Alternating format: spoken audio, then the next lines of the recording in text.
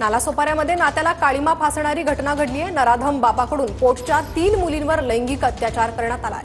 नालासोपारा पोलिसात तक्रार दिल्यानंतर प्रकार उघडकीस आला। बापाला अटक करण्यात आली आहे, तर आरोपी पिता हत्येसारख्या गंभीर गुन्ह्यातील देखील आरोपी असल्याचं समोर आलंय। घेतलाय आमच्या प्रतिनिधींनी, पाहूयात।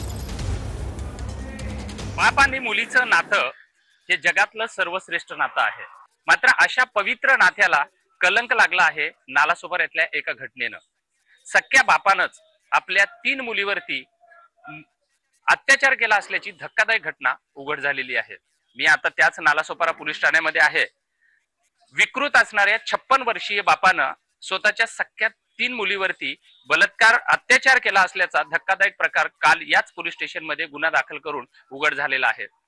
नालासोपारा पोलिसांना आणि क्राईम ब्रँचच्या टीमनं त्या विकृत आणि नराधम वासनांध बापाला या ठिकाणी अटक करण्यात आलेला आहे। मात्र या घटनेमध्ये जो बाप जो आहे हा अतिशय कुख्यात गुन्हेगारी प्रवृत्तीचा आहे। त्याच्यावरती दरोडा, हत्या, चोरी, त्याचप्रमाणे सुपारी घेऊन हत्या करणे असे विविध प्रकारचे त्याच्यावरती गुन्हे दाखल झालेले आहेत।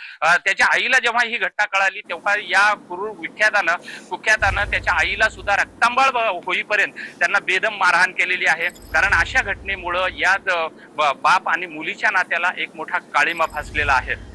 अशा विकृताला कडक मधली कडक सजा झाली पाहिजे अशी सुद्धा मागणी आता होत आहे। विजय गायकवाड, TV9 मराठी, नालासोपारा।